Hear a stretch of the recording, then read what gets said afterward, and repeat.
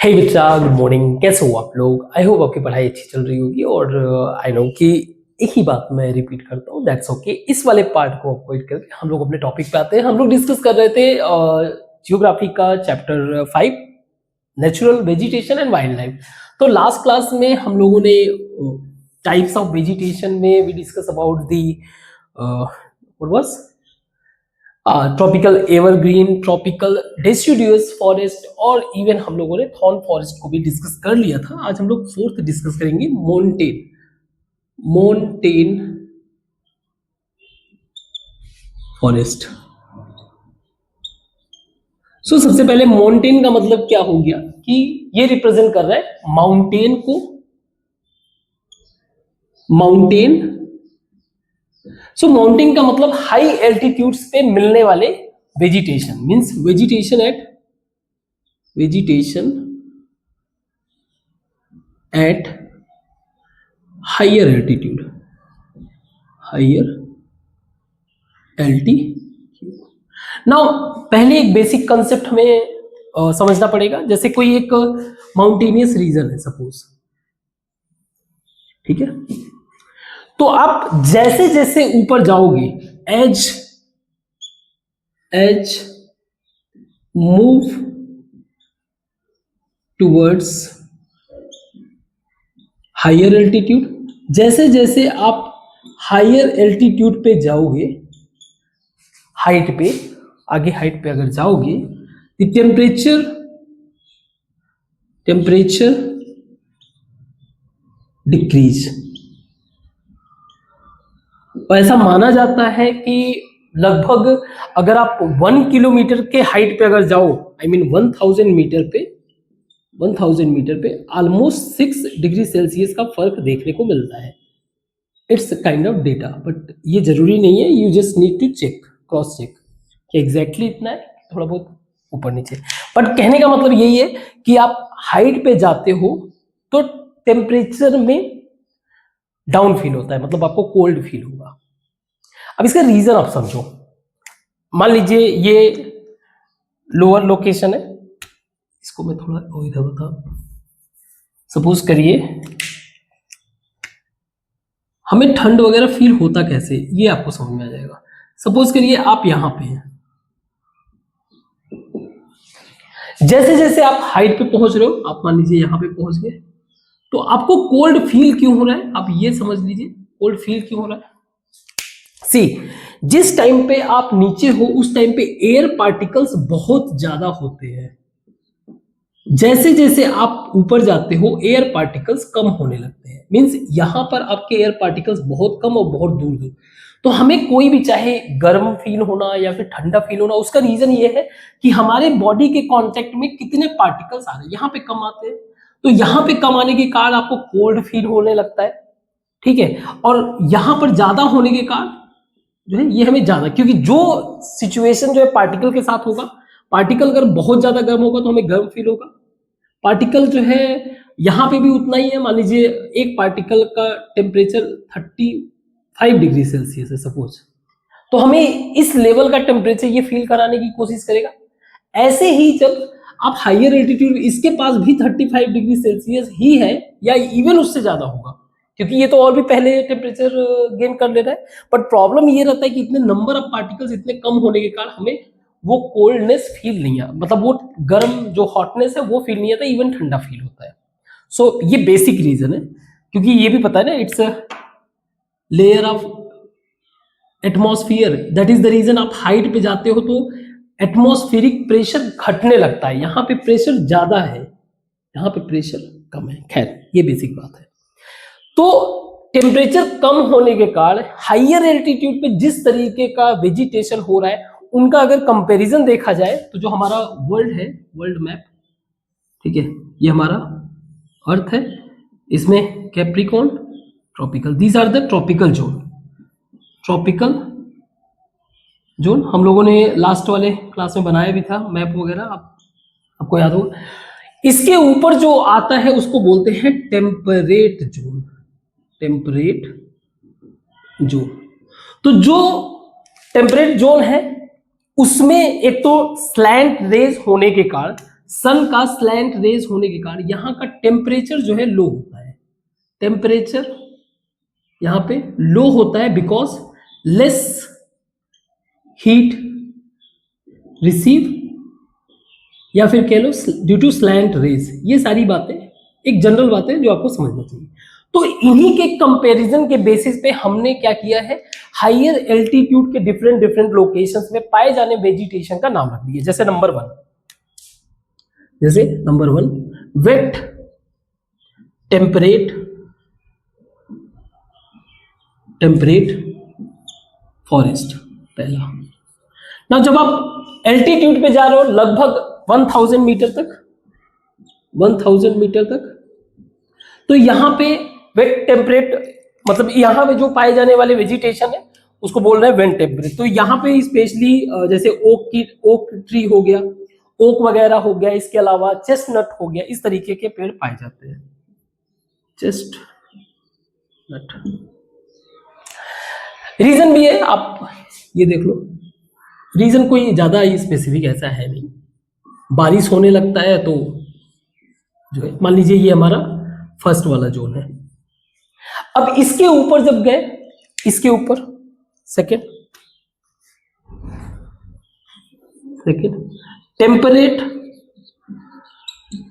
Temperate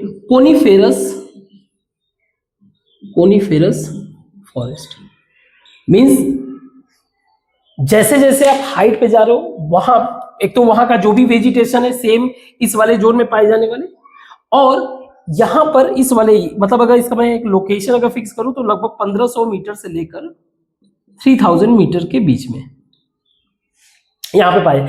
इनके जो भी प्लांट्स ट्रीज वगैरह होते हैं थोड़ा कोन स्ट्रक्चर में होते हैं, इस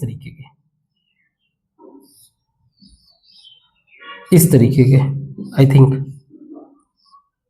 फेमिलियर हो गए आप, इस तरीके के पे। दैट इज द रीजन इसका नाम है, क्योंकि ये कोन जैसा शेप है इसलिए कोन पाएगा, कोनीफेरस। और क्योंकि ये टेम्परेट यानी कि जो इसका इन्वायरमेंटल जो जोन है वो similar to the temperate, that is the reason इसका नाम है टेम्परेट कोनीफेरस फॉरेस्ट। अगर इसके एग्जांपल में अगर आप देखोगे ट्रीज वगैरह, जैसे एग्जांपल में आपके पाइन ट्री वगैरह हो गया, पाइन हो गया, ओक हो गया, ओक भी मिल जाएगा।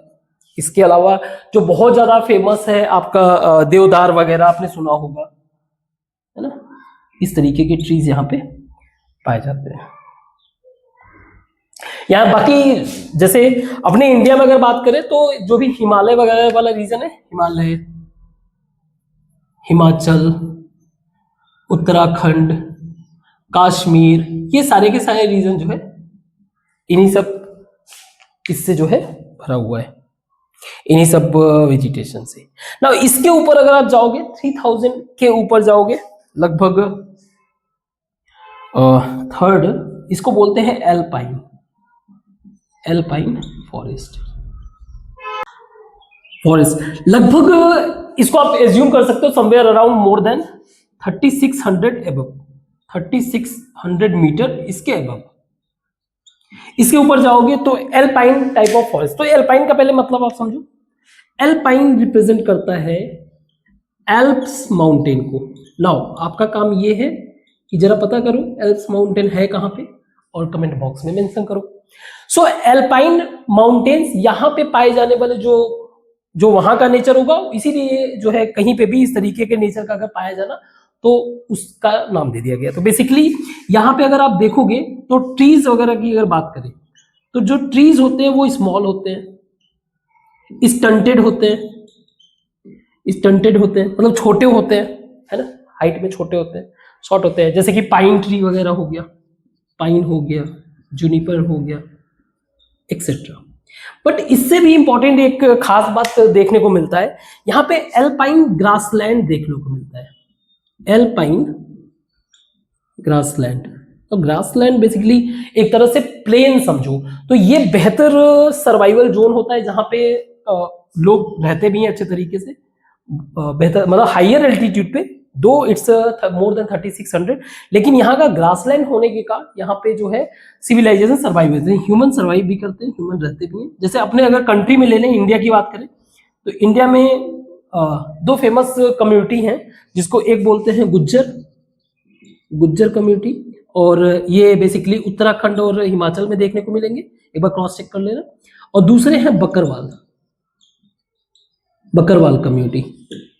ये कम्युनिटी जो है एक तरह की नोमैडिक कम्युनिटी है, नोमैडिक मतलब बंजारे टाइप के, वो मूव करते हैं एक जगह से दूर। तो ये क्या करते हैं, इस हायर एल्टीट्यूड पे इनका जो है रहना सहना, तो ये उसी तरीके से इनका जानवरों को पालना भी है, जैसे भेड़ वगैरह पालते हैं। और वैसे भी इस जोन में क्या मिलेगा, इस जोन में आपको उसी तरीके के जानवर मिलेंगे जिनके बहुत ज्यादा बाल वगैरह होते हैं, जैसे कि याक हो गया, है ना, बियर हो गया, कश्मीर स्टैग, अपने इंडिया में कश्मीर स्टैग हो गया, स्टैग मतलब हिरन ही एक तरीके का।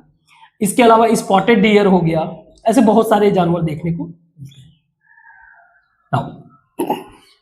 अब इसके भी, क्योंकि अगर देखा जाए हमारे हिमालय का एवरेज हाइट 6000 मीटर तक है, मतलब 6 किलोमीटर के आसपास।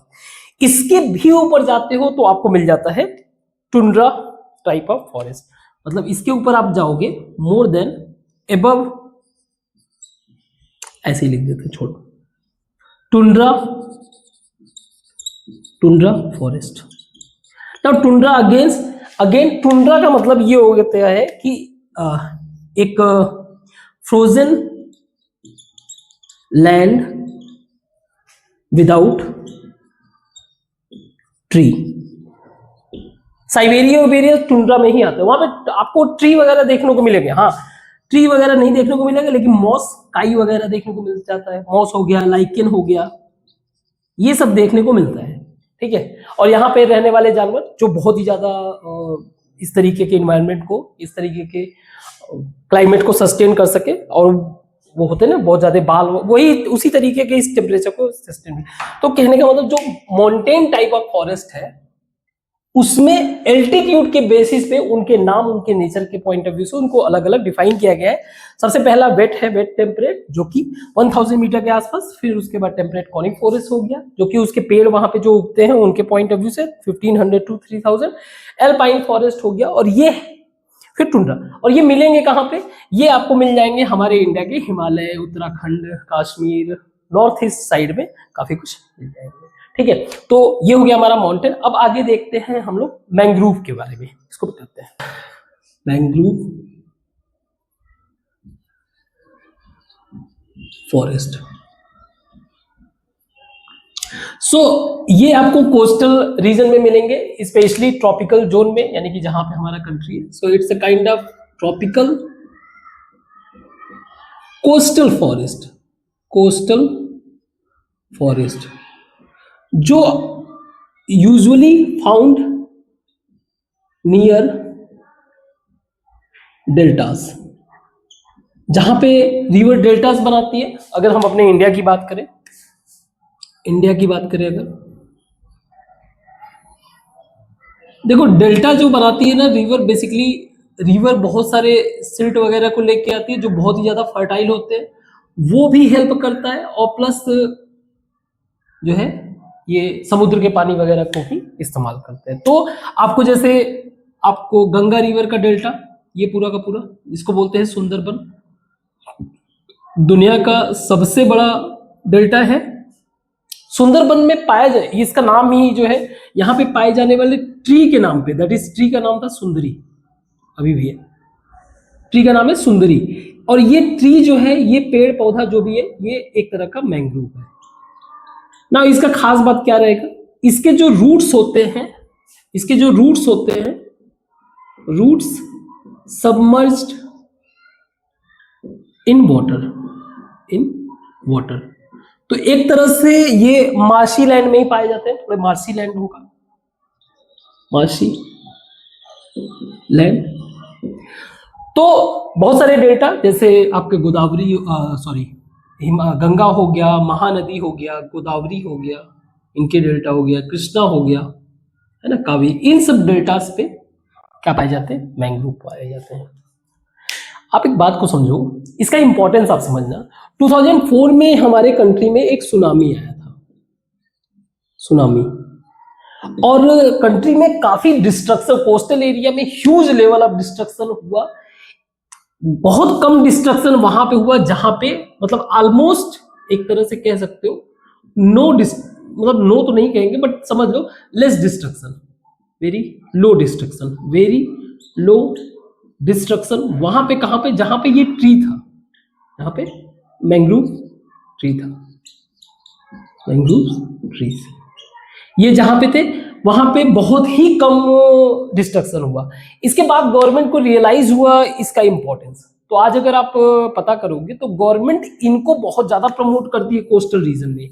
तो किसी तरीके का भी जो भी सुनामी वगैरह जो भी आता है, बहुत ज्यादा साइक्लोन्स वगैरह आते हैं, उनसे ये बहुत huge level of protection provide करता है। Getting my point? तो ऐसे कई सारे ट्रीज हैं जो है, इससे इसके कई सारे टाइप्स होते हैं। ये तो एक सुंदरी ट्री का बता दिया, कई सारे अलग अलग तरीके के ट्रीज होते हैं, लेकिन ओवरऑल इसको जो है इसके नेचर के हिसाब से बोला जाता है इसको मैंग्रोव। बाय द वे इसका नाम जो है मैंग्रोव जो है कैसे पड़ा था? मैंग्रोव बेसिकली एक तरह का कह सकते हो आप क्या बोलते हो उसको, पुर्तगीज वालों ने नाम दिया था। पुर्तगीज इसी बात को सिंबलाइज कर रहे थे, तो उन्होंने मैंग्रोव कहा, ठीक है, मैंग्रोव, उसी के नाम पे जो है ये फॉरेस्ट पड़ा। ओवरऑल हमने अलग अलग तरीके का ट्री देखा। बाय द वे यहाँ पे अगर आप वाइल्ड लाइफ की बात करोगे तो क्रोकोडाइल हो गया, क्रोकोडाइल ये सब आप कर लो, टॉर्टॉइस ये मिल जाएंगे आपको, टर्टल, क्रोकोडाइल, टॉर्टॉइस। इसके अलावा जो है रॉयल बंगाल टाइगर, ये एक सबसे बड़ा फेमस अट्रैक्शन पॉइंट है इसके लिए, रॉयल बंगाल टाइगर, और बहुत सारे वाइल्ड लाइफ यहाँ पे मिलते हैं। ओवरऑल अगर हम लोग अपने प्लांट्स के बारे में देखें, प्लांट्स ये तो चलो ठीक है आपका वेजिटेशन हो गया। हम लोग प्लांट्स देखें, plants is the best source of herbal medicine, herbal medicine. और हमारा बहुत ही स्ट्रॉन्ग हिस्ट्री रहा है जिसको बोलते हैं आयुर्वेदा। अभी हो क्या गया है ना कि हम लोग सारी चीजें कमर्शियल माइंडसेट हो गई, चीजें अगर महंगी है तो भाई आयुर्वेदा में लगभग 2000 प्लांट्स के बारे में डिस्कस किया गया, 2000 मेडिसिनल प्लांट्स के बारे में डिस्कस किया जो हमारे बॉडी की बहुत बड़ी बड़ी बीमारियों को बहुत इजी तरीके से सॉल्व करने के लिए मतलब सफिशिएंट है, जिसमें से लगभग 500 प्लांट्स जो है कॉमन यूज में है, कॉमन यूज में है। इवन अगर आपके घर में कोई प्रॉब्लम है, जैसे फॉर एग्जांपल किसी को बीपी का प्रॉब्लम है, blood pressure, high blood pressure का, है ना, हाई ब्लड प्रेशर का, तो उनके लिए आप जो है जैसे सर्पगंधा हो गया, सर्पगंधा इस ट्री को, इसके प्लांट्स को ट्राई कर सकते हैं। इसके अलावा जैसे डायबिटीज हो गया, डायबिटीज वालों को उनको जामुन खिलाइए आप, जामुन जो है बेहतर ऑप्शन है। किसी का हार्ट का प्रॉब्लम है, हार्ट का बीपी का, ये दोनों ही प्रॉब्लम है, तो आप एक अर्जुन होता है, अर्जुन ट्री, उसको ट्राई करो। एंटीबैक्टीरियल के लिए नीम हो गया, एंटीबैक्टीरियल, बैक्टीरियल वगैरह के लिए आप नीम ट्राई कर सकते हो। इसके अलावा आप कह सकते हो जैसे बबूल है, वो टीथ के लिए बेहतर है, बबूल टीथ के लिए। बेस्ट पार्ट ये होता है इवन हमारे आयुर्वेदा को, मतलब सिंपल सी बात है, आप अगर इसको कंजम्पशन इसका ज्यादा अगर स्टार्ट कर लेंगे, ऑटोमेटिकली इसका इंपॉर्टेंस बढ़ जाएगा। सबको जो है 2 रुपए में दवा चाहिए। मेरा मानना है कि आप इसमें अगर इसको अपनाते हो, अगर जितना भी कॉस्ट लगता है कॉस्ट पे करो, एट द सेम टाइम आप ऐसा नहीं है कि अदर मेडिसिनल जो मेथड है उसको अवॉइड कर सकते हो, उन सबका भी रोल है। लेकिन फॉर द अगर इनिशियल स्टेज है किसी प्रॉब्लम का, तो आप आयुर्वेदा पे जाओ, आयुर्वेदा से सही करने की कोशिश करो। अल्टीमेटली जितने भी मेडिसिनल मेथड है, चाहे आप आयुर्वेदा ले लो, होम्योपैथी ले लो, एलोपैथी, इन सबका पर्पस ये है ना कि ह्यूमन लाइफ बेहतर हो। So that is the reason we just have to start to, ज्यादा से ज्यादा आप इसका कंजम्पशन स्टार्ट करोगे ना, इसका रिलीवेंस अपने आप बढ़ जाएगा, ठीक है। और ये बहुत ही बेहतर तरीके से इलाज करता है। अगर आपके घर में प्रॉब्लम है आप ट्राई करो। इवन अगर आप देख लो, एक तुलसी है हमारे घर में, तुलसी बहुत ही अच्छा बेस का काम करता है। बेस का मतलब ये है कि जो एसिडिटी वगैरह को सॉल्व करने के लिए, एसिडिटी वाले प्रॉब्लम को हो गया, कोल्ड का प्रॉब्लम हो गया, कफ का प्रॉब्लम हो गया, इन सबको जो है बहुत अच्छी तरीके से सॉल्व करता है तुलसी। तो कहने का मतलब यही है कि हमारा बहुत ही वेल डेवलप्ड हिस्ट्री रहा है मेडिसिनल पॉइंट ऑफ व्यू से। So no doubt we can not avoid our Ayurveda. बस करना ये है, ज्यादा से ज्यादा कंज्यूम करना है। आप किसी भी स्टेज ऑफ लाइफ पे हो, आई मीन किसी भी स्टेट ऑफ, चाहे बहुत ज्यादा अमीर हो तो भी इसको पहले अच्छे से यूज करो, बहुत ज्यादा गरीब हो तो भी इसके कंजम्पशन को बढ़ाओ, ठीक है। नाउ ये सारा डिस्कशन करने के बाद तो हम लोग एक कंक्लूजन कर सकते हैं ना कि जो वेजिटेशन है वो हमें फूड भी प्रोवाइड कर रहा है ना, फूड भी प्रोवाइड कर रहा है, वो हमारे इकोनॉमिक यानी कि अर्निंग भी प्रोवाइड कर रहा है, हमारी अर्निंग भी प्रोवाइड कर रहा है, ये हमें जो है सेफ्टी यानी प्रोटेक्शन भी प्रोवाइड कर रहा है। प्रोटेक्शन किस पॉइंट ऑफ व्यू से, आप सुनामी वाले मैटर पे ले लो चाहे मेडिसिनल पॉइंट ऑफ व्यू से, प्रोटेक्शन भी प्रोवाइड कर रहा है। और अगर आप देखो तो ये शेल्टर भी प्रोवाइड करता है वाइल्ड लाइफ को। And this is our part of ecology, ये हमारे इकोसिस्टम का बेसिकली पार्ट है। और इन सबका कोऑर्डिनेशन इस तरीके से है कि एक दूसरे से इस तरीके से जुड़े हुए कि इसका प्रोटेक्शन बहुत जरूरी है। सो नो डाउट एक मतलब स्ट्रॉन्ग इन्वायरमेंट, एक स्ट्रॉन्ग इकोसिस्टम को प्रोटेक्ट करने के लिए वहां का स्ट्रॉन्ग बायोडाइवर्सिटी होना चाहिए। तो बायोडाइवर्सिटी मतलब हमने जो चैप्टर स्टार्ट किया था इसी पॉइंट से स्टार्ट किया था ना, हमें हर एक लाइफ को रेस्पेक्ट देना पड़ेगा। We have to respect each and every life, ठीक है, ईच एंड एवरी लाइफ, चाहे वो कोई भी सांप हो, चाहे वो शेर हो, चाहे वो कुछ भी हो, we have to give respect, ठीक है। इस कंटेक्स्ट में इसीलिए तो हमारे जो गॉड सिस्टम बनाए गए हैं सारे, सबको जानवर से अटैच किया गया है। एक बेहतर, देखो आपको अदर से मतलब नहीं, बट आपको एक कॉन्शियस और एक पीसफुल लाइफ जीना है, आपको ये चीज अपने माइंड में अवेयरनेस इस बात को लेकर लाना पड़ेगा। इट्स नॉट लाइक कि हर चीज को आप बस काट के खा जाओ, ठीक है, एक लाइफ बैलेंस मेंटेन करना पड़ेगा। तो हम लोगों ने ये फॉरेस्ट वगैरह डिस्कस कर लिया, इसको मिटाते हैं और आगे डिस्कस, हमारा वेजिटेशन फॉरेस्ट सारा हो गया, मेडिसिनल पॉइंट ऑफ व्यू से भी डिस्कस कर लिया, बायोडाइवर्सिटी, तो इसको मिटाते हैं और आगे डिस्कस करते हैं। जैसे हम लोगों ने इंडिया के प्लांट डाइवर्सिटीज वगैरह को देखा वेजिटेशन के बारे में, ऐसे ही हमारा जो वाइल्ड लाइफ डाइवर्सिटी है वो भी बहुत बेहतर है। वाइल्ड लाइफ डाइवर्सिटी इंडिया का बहुत ही रिच है, लगभग 90,000 से ज्यादा स्पेसीज ऑफ एनिमल्स,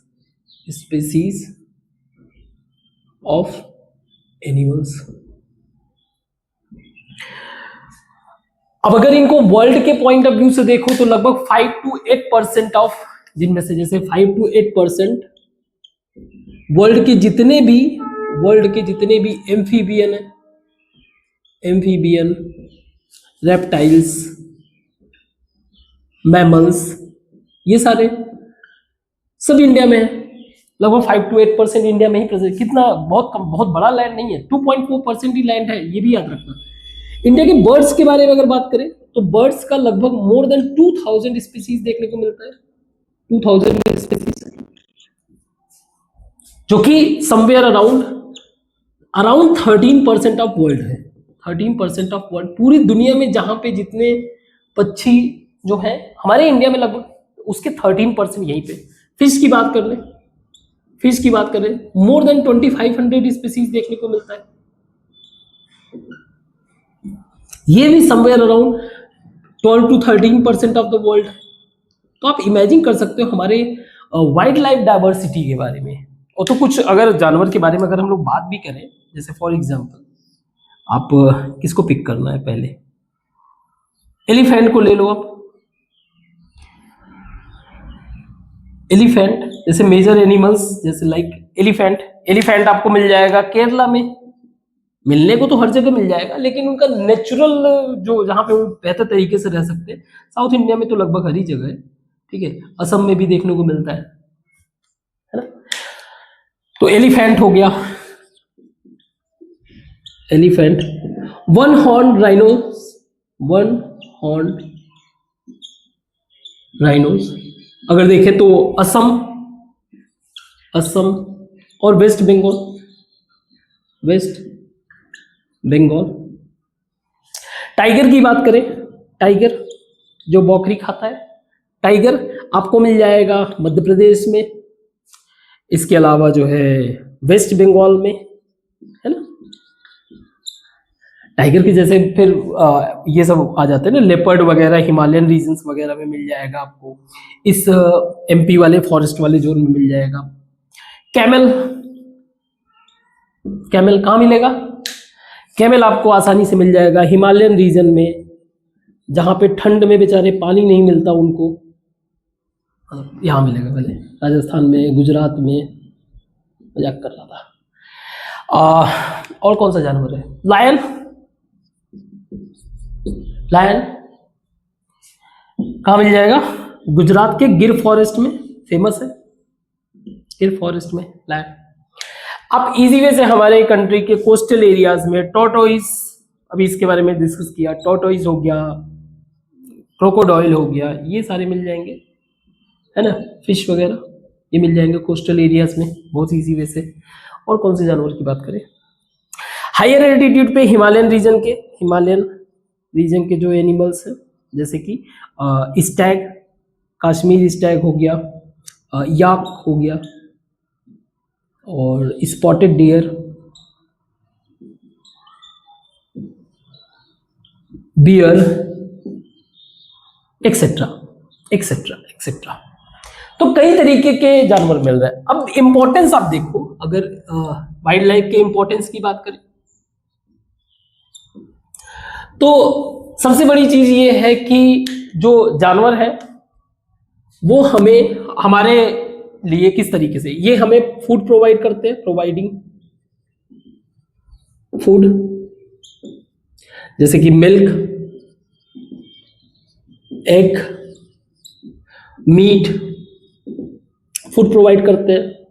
दूसरा, ये इकोलॉजिकल बैलेंस को मेंटेन करते हैं, इकोलॉजिकल बैलेंस को मेंटेन करते हैं, मतलब अगर कोई जानवर ज्यादा हो गया तो वो खा के बैलेंस करना।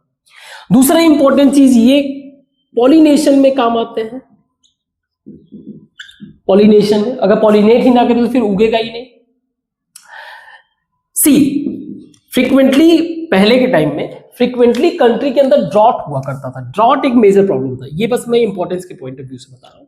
फ्रीक्वेंटली ड्रॉट हुआ करता था। ड्रॉट का मतलब ये हो गया कि एक ऐसा सिचुएशन जब हमारा एग्रीकल्चर प्रोड्यूस हुआ ही नहीं, तो जो पॉपुलेशन था वो मिल्क कंज्यूम करता था गाय का। दैट इज द रीजन, अगर आप देखोगे हमारे सोसाइटी में गाय के साथ एक माँ के वाला रिलेशन बिल्ड, वो ओनली बिकॉज ऑफ दिस। तो जो धीरे धीरे फिर सोसाइटी ग्रो करता है तो वो वही थॉट जो है बहुत ज्यादा एनग्रेव हो जाता है माइंड में। इसीलिए आजकल देखते नहीं हो, कोई गाय के नाम पे कोई पूरा का पूरा पॉलिटिकल एक्टिविटी हो जाता है। तो इंपॉर्टेंस के बारे में हमने समझ लिया। नाउ इनके अगर थ्रेट को देखा जाए, there is a huge threat. सबसे बड़ा थ्रेट क्या है? एक तो इनका कमर्शियल पर्पस से hunting due to commercial purpose, सबसे बड़ा प्रॉब्लम है इनको हंट करना कमर्शियल पर्पस से। दूसरा सबसे बड़ा प्रॉब्लम है पॉल्यूशन से इनका प्रॉब्लम, लाइफ पॉल्यूशन हो गया। पॉल्यूशन से ही आप रिलेट कर सकते हो पॉपुलेशन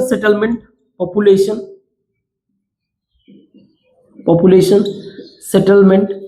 इसके कारण जो है सेटलमेंट, इसके कारण जो है एग्रीकल्चरल लैंड इंक्रीज हो रहा है, एग्रीकल्चरल लैंड इसका बढ़ना।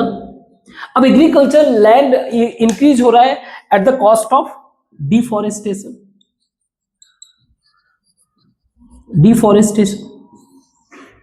अब अगर डिफॉरेस्टेशन के पॉइंट ऑफ व्यू से देखा जाए तो हमारे कंट्री में लगभग 1300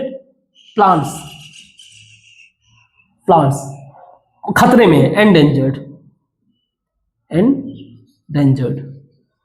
एक तो डिफॉरेस्टेशन भी हो गया, और कोई एलियन स्पीसीज, इंट्रोडक्शन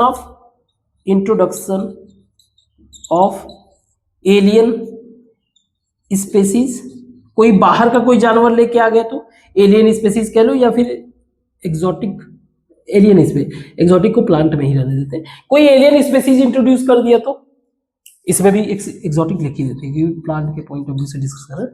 इसको इंट्रोड्यूस करने से ये और भी ज्यादा खतरे में आ रहे हैं। अब सोचो जो 1300 प्लांट्स हैं वो खतरे में हैं, तो इस पे dependent wild life automatically endangered. Getting my point? I hope. कितना ज्यादा जरूरी है हमारे बायोडाइवर्सिटी को मेंटेन करना. दैट्स वाई मैं ये बताता था कि इस चैप्टर का इंपॉर्टेंस आपके मोरल थॉट को बिल्ड करने में मदद करता है. ठीक है, चेकआउट अगर कोई मिस्टेक हुआ हो. और भी कोई जानवर वगैरह पिक कर सकते हो जिनके आप नाम ऐड कर सकते हो, जैसे बर्ड्स वगैरह. इंडिया में एक ह्यूज वेटलैंड्स देखने को मिलता है, कई सारे वेटलैंड्स हैं. वेटलैंड्स मतलब जैसे थोड़ा सा तालाब उलाब टाइप का है ना. बट इसके कारण जो है बर्ड सर्वाइवल हमारा बहुत बेहतर है. जो बर्ड्स हम लोग देख रहे हैं ना, ड्यू टू वेटलैंड्स. अब बर्ड्स जैसे कि नाम लिख सकते हो, पिकॉक हो गया, पिजन हो गया, जितने भी, कोई दिक्कत नहीं है. ठीक है, इसको मिटाते हैं और आगे डिस्कस करते हैं. तो अभी हम लोगों ने डिस्कस किया फ्लोरा एंड फौना यानी कि एनिमल्स और प्लांट के बारे में. तो हमें एक बात तो रियलाइज हो गया, फ्लोरा एंड फौना, हमें एक बात तो रियलाइज हो गया कि हर एक स्पीसीज, कोई भी आप स्पीसीज को पिक कर लो, एवरी स्पीसीज इन एनवायरमेंट, किसी भी एनवायरमेंट में, environment playing important role in ecology या इन इकोसिस्टम कर लेते हैं. इकोसिस्टम में बहुत ही इंपॉर्टेंट रोल प्ले कर रहा है. तो कह सकते हैं कि इकोलॉजिकल बैलेंस के लिए, और इकोलॉजिकल बैलेंस इनका कंजर्वेशन बहुत जरूरी है. इनका कंजर्वेशन बहुत जरूरी है. तो कंजर्वेशन बहुत जरूरी है, तो इसका मतलब क्या हुआ, हमें इस पॉइंट ऑफ व्यू से देखना है कि गवर्नमेंट ने इनको प्रोटेक्शन देने के लिए क्या किया है. ठीक है, तो गवर्नमेंट के पॉइंट ऑफ व्यू से अगर देखें, सी हमने देखा कि कुछ लोकेशंस ऐसे हैं जहां पे ह्यूमन और वाइल्ड लाइफ, स्पेशली कोई जंगल वगैरह है, ह्यूमन एंड वाइल्ड लाइफ बहुत ही क्लोज कोऑर्डिनेशन में रह रहे हैं. क्लोज कोऑर्डिनेशन, जैसे हम लोगों ने गुज्जर वाला देखा, बकर वाला देखा, ऐसे कई सारे कम्युनिटी हैं जो जानवरों के बीच में रह रहे हैं और बेहतर तरीके से अपने लाइफ को भी मेंटेन कर रहे हैं. ऐसे एरियाज को गवर्नमेंट ने प्रोटेक्शन प्रोवाइड किया है, जैसे बायोस्फीयर रिजर्व डिक्लेयर करके. Biosphere reserve. अब ये बायोस्फीयर रिजर्व का मतलब हो गया कि ये बहुत ही एक ब्रॉड एरिया होता है, बहुत ही ब्रॉड बड़ा एरिया होता है, ब्रॉड एरिया जो कि प्रोटेक्ट करता है एनिमल्स को, फॉर उनका प्रोटेक्शन, उनके ऊपर स्टडी, मतलब उनके बिहेवियर को समझना, ये सारी चीजें. तो ऐसे हमारे कंट्री में लगभग 18 है, नंबर्स बढ़े हो तो आप चेक कर सकते हो. ठीक है, 18 है. जैसे कि नीलगिरी है इंडिया में, अगर आप देखोगे जितने भी ज्यादा माउंटेनियस या जहाँ पे बायोडाइवर्सिटी बहुत बेहतर है, खास बात ये हो रहेगा कि जो बायोस्फीयर रिजर्व है उसमें क्लोज कोऑर्डिनेशन आपको ह्यूमन और जानवरों का, वाइल्ड लाइफ का देखने को मिलेगा. तो जैसे नीलगिरी हो गया, नीलगिरी, सुंदरबन हो गया, सुंदरबन ये भी हमारा बायोस्फीयर रिजर्व है. इसके अलावा पंचमढ़ी हो गया, ऐसे कई सारे हैं, सारे नहीं डिस्कस करते, बस समझ लो पहला चीज. तो हम लोग जो है उनके क्लोज को, मतलब ऐसा नहीं कि यहां से ह्यूमन को निकाल देना है, इन सबके साथ मिलके उनके प्रोटेक्शन के ऊपर वर्क करते हैं. दूसरा, पूरे जैसे कोई फॉरेस्ट एरिया है, मींस अगर स्पेशली सिर्फ वाइल्ड लाइफ को प्रोटेक्शन देना है तो, स्पेशली सिर्फ वाइल्ड लाइफ को प्रोटेक्शन देना है तो, means kind of multiple species, ensuring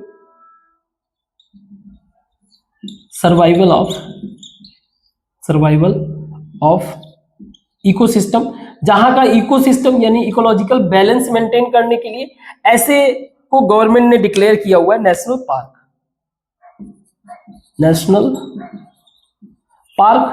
वहां पे एक तरह से आप कह सकते हो कि पब्लिक का मूवमेंट जो है, अननेसेसरी मूवमेंट, उसको रिस्ट्रिक्ट कर सकते हैं. इस वाले में तो मूवमेंट चल रहा है, ये ज्यादा ब्रॉड स्टडी है. ठीक है, ब्रॉड प्रोटेक्शन प्रोवाइड कर रहे हैं. यहाँ पे नेशनल पार्क बना के वहां का जो सारे वाइल्ड लाइफ है उनको छोड़ देना कि वो अपने तरीके से वर्क करें, आपको रिस्ट्रिक्ट किया जाएगा. ठीक है, फिर इसके अलावा आता है कोई स्पेसिफिक अगर कोई वाइल्ड लाइफ को प्रोटेक्ट करना है तो मान लो कोई कहीं कहीं लोकेशन का एक बड़ा ही फेमस कोई स्पीसीज है, जैसे फॉर एग्जांपल आप ले लो अगर सुंदरबन की बात करें, सुंदरबन का अगर कोई एक स्पेसिफिक जानवर है मान लीजिए बहुत फेमस है तो वो रॉयल बंगाल टाइगर। अगर मुझे इसको सिर्फ प्रोटेक्ट करना है तो बंगाल टाइगर। या फिर कहीं आप देख लो जैसे मान लीजिए वन हॉर्न राइनोस है असम में जो है राइनोस, इसको सिर्फ इसको प्रोटेक्ट करना है तो जहां पे ये रहते हैं उनको जो है वाइल्ड लाइफ सेंचुरी डिक्लेयर किया जाता है और फोकस किया जाता है एक पर्टिकुलर जानवर पे। तो अगेन समझना आप, इसको ह्यूमन कोऑर्डिनेशन के साथ नेशनल पार्क अगर डिक्लेयर कर रहे हैं तो वहां पे जो है ज्यादा वाइल्ड लाइफ है, उन सबको प्रोटेक्शन मतलब ओवरऑल प्रोटेक्शन, और यहाँ पे स्पेसिफिक वाइल्ड लाइफ की स्टोन स्पेसीज बोलते हैं उसको, तो उनपे अगर फोकस किया तो उसको जो है गवर्नमेंट ने डिक्लेयर कर दिया वाइल्ड लाइफ सेंचुरी। ठीक है, और सिर्फ इतना ही नहीं, मान लो कोई स्पीसीज ऐसे है, कोई एंडेंजर्ड स्पीसीज है, कोई एंडेंजर्ड जिसको, जैसे कोई एंडेंजर्ड मतलब रेयर स्पीसीज है, लगभग almost at the verge of collapse, मतलब ये स्पीसीज खत्म होने वाला है, तो इनको रेयर प्रोटेक्शन प्रोवाइड करना पड़ता है, रेयर प्रोटेक्शन। इसके लिए भी बोटेनिकल गार्डन्स वगैरह होता है, बोटेनिकल गार्डन्स, मान लो प्लांट वगैरह हो गया, इसके अलावा आप जू वगैरह देख सकते हो, इन सब में भी स्पेशल प्रोटेक्शन को बाहर नहीं रखते, कैप्टिवेटिंग में मतलब पूरा टेक केयर करते हैं, तो बोटेनिकल गार्डन और ये सारी चीजें भी। बट इंपॉर्टेंट चीज है कि इन सबको लीगल प्रोटेक्शन भी देना है, बिना लीगल प्रोटेक्शन के तो इसके लिए 1972 में वाइल्ड लाइफ प्रोटेक्शन एक्ट लाया, वाइल्ड लाइफ प्रोटेक्शन एक्ट, जिससे वाइल्ड लाइफ को प्रॉपर वे से प्रोटेक्ट किया जाए। अभी ये रिसेंटली अमेंड भी हुआ है, काफी इसमें चेंजेस भी आए, तो इसमें जानवरों के नाम लिख के, यानी कि इन जानवरों को स्पेशल प्रोटेक्शन दिया जा रहा है, उसके बेसिस पे पब्लिक में अवेयरनेस और प्रोजेक्ट लॉन्च करते हैं ताकि उनको प्रॉपर वे से प्रोटेक्ट, जैसे प्रोजेक्ट टाइगर आपने सुना होगा, प्रोजेक्ट टाइगर, प्रोजेक्ट एलिफेंट,